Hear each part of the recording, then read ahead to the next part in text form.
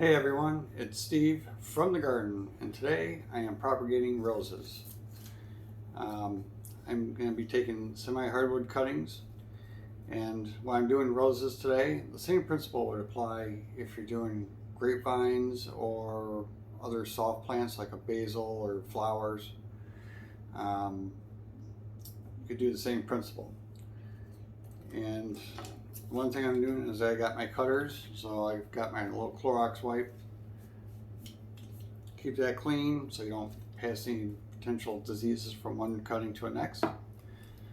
And what I'm doing here is I am taking cuttings in this soft, this like semi-hardwood area, and I'm going to cut right below that leaf node. So I'm just going to take that, clip that off, and then I'll count up like 3 leaf nodes from there. I don't really need leaves on here per se, but I will cut that right above this leaf and leave that on there. If that leaf makes it, that's great. If it doesn't, it'll still root overall.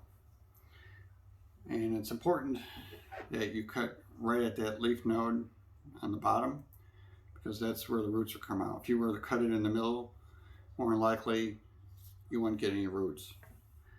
Anyways, after making that cutting, I'm just going to dip in my rooting hormone here. Put it into my little bucket. It's got some potting soil in there. And that one will be ready to go. Now, another method you can use, this spot here, that's kind of like a hardwood. So I'm going to cut it. Here, let me clean this up real quick. And I cut it right above this leaf, or this spot right here. Actually, I'll do this one.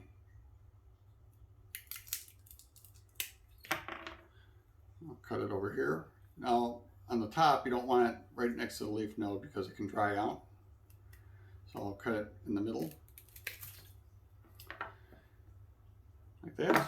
And another thing you can do is you can actually scrape some of that outer stem off. And I'll give you a little more area where you can potentially grow some roots coming down and get a little more of the rooting hormone on there. So anyways, I'm going to just take that, put that in the rooting hormone, stick that in the bucket. Alright, so even though I'm doing roses, like I said, you can do it with grapes.